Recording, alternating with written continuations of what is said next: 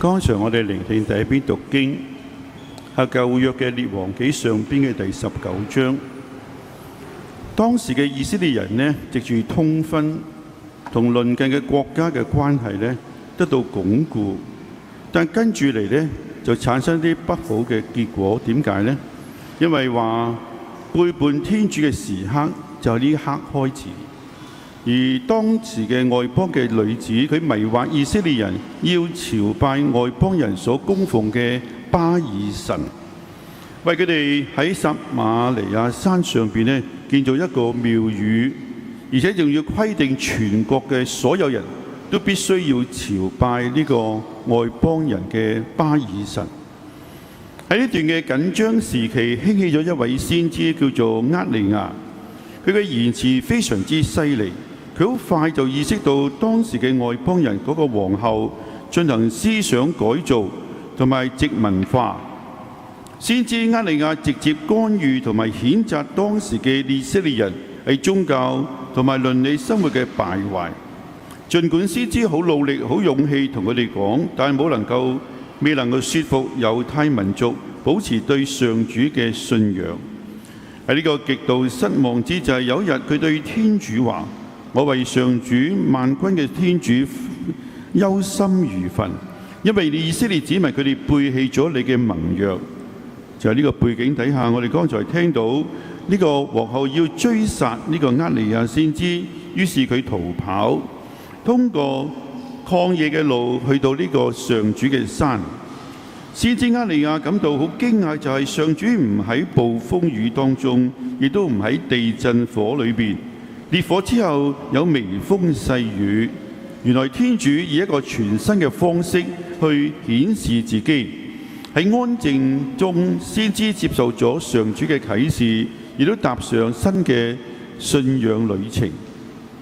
值得我哋反省，喺我哋嘅自己個人生活裏邊，我哋每一個人都曾經或者體會到厄利亞呢一種內心嘅矛盾嘅靈修生活。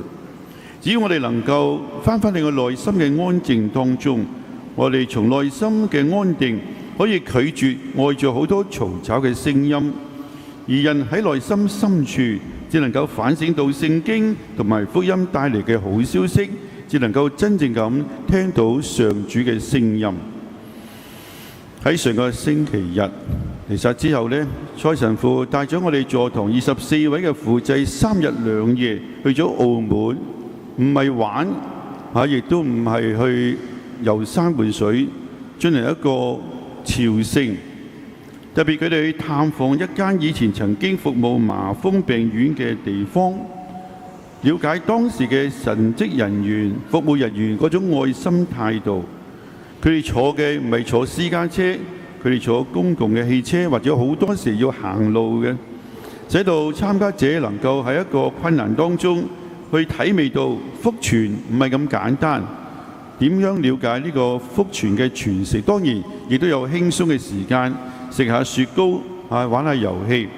但係喺呢個日曬雨淋嘅情況底下，點樣去學習逆境自強，能夠認識信仰、活出聖言同埋見證福音。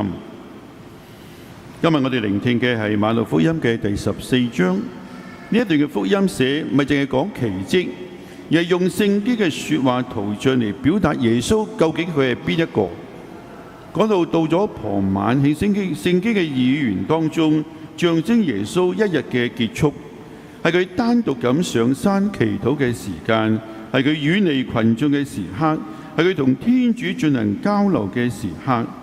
呢個就係點解門徒佢哋會遇到黑暗，因為無論耶穌喺邊度，我哋就有光明。相反，如果你冇咗耶穌嘅臨在，人自然就喺黑暗當中。所謂黑暗就係失去咗方向同埋懷疑嘅象徵。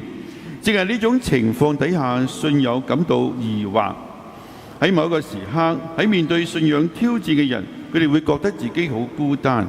佢哋經驗到憂傷，感受到天主保持緘默。然後有逆風，船喺逆風當中搖動，波浪颳起好大嘅風，幾乎使到沉船。但呢個對佢哋嚟講，可以話講緊生活中我哋時時都有嘅考驗。如果人想讓自己嘅信德成熟，就必須以自己從自我中心去走出嚟，意識到主耶穌基督其實就喺我哋身邊。我哋睇聖經唔需要時按時間嘅順序發生嘅事去了解，亦要默想天主好多時係藉住啲事件帶俾我哋新嘅訊息。我哋剛才聽馬道係用聖經嘅語言去描寫當時嘅教友團體嘅情況。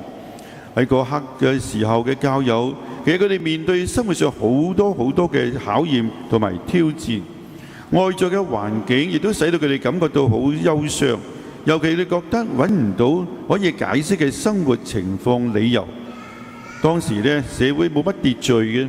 使到佢哋感覺到感唔到師傅耶穌都臨在喺佢哋當中。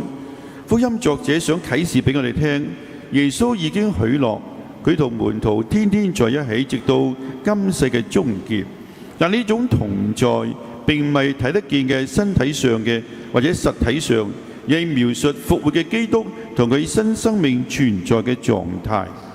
喺復活嗰一日，耶穌顯現俾同佢時一齊嘅門徒，但係佢哋就感覺到驚，以為見到妖怪。要認出基督嘅臨在並唔係容易嘅，除非只有我哋有信德嘅眼光，正可以認出耶穌嘅真實臨在。值得我哋反省嘅，我哋睇翻伯多祿，當佢每一次注視耶穌基督嘅時間，佢唔驚，甚至佢可以步行水面。但當佢減少咗對越耶穌嘅時候，佢懷疑自己嘅選擇，佢懷疑自己行緊啲乜嘢，佢驚啊！甚至佢驚沉咗落去。就喺呢個時刻，其實都係講緊我哋有時我哋都有呢種嘅情況。但係耶穌佢主動話：你嚟啦，繼續向我呢度行。呢個可以話係復活嘅基督對今日嘅每一個教友時都講嘅，唔需要驚。如果你懷疑，其實死亡會使到你感到更加害怕。但係如果我哋相信天主嘅話，死亡嘅洪流係唔會令到我哋驚嘅。反而佢帶領我哋通過痛苦甚至死亡嘅途徑，而到達真正復活嘅光榮。喺前幾日星期二晚，我去咗筲箕灣聖十字架堂出席一個監獄服務嘅培育活動，讓參加者去探監嘅時間要注意啲事項，乜嘢要做，乜嘢小心避免。而第二日呢，我亦都去咗赤柱監獄呢，去為啲囚友一個集體嘅主持彌撒。之後我哋將祝聖咗嘅聖體去一啲獨立嘅監倉，俾有需要嘅人。當我去到佢哋嘅監倉嗰度，同佢一齊祈禱，睇到佢哋嘅眼神，特別當領聖體嘅時間，佢伸出呢個閘遞出嘅雙手，當佢領咗聖體嗰種虔敬，嗰種默禱，正因為佢哋唔係時有呢個機會，佢哋更加珍惜，更加睇到耶穌基督為佢哋咁重要嘅。令我睇到我哋探訪囚友嘅工作係非常之有意思。一方面可以具體去慰問囚友，俾佢哋希望同埋安慰，亦都可以話讓我直接去探訪受苦嘅基督，讓我更加深層次，亦都認識我自己嘅有限、人性嘅軟弱，體味到天主嘅慈悲係大過一切人嘅罪過。今日嘅聖經俾我哋兩個嘅好消息。第一，喺生活當中，我哋每一個人都有厄里亞先知呢種內心嘅矛盾嘅靈修經驗，但只要我哋能夠翻去我哋內心深處，從中能夠領受到主嘅恩寵，使到我哋心中有主，要由他作主，我哋可以拒絕外在好多嘈雜嘅聲音。第二，來吧，主耶穌其時都邀請我哋，佢每日復活基督臨在喺我哋每日嘅生活當中，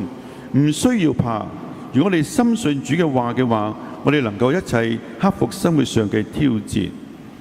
回應今日嘅讀經，讓我哋懷住信心謹記耶穌嘅話，不要害怕，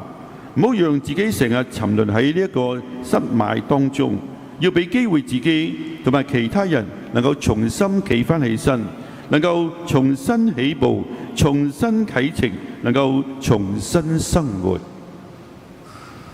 願天主永受讚美。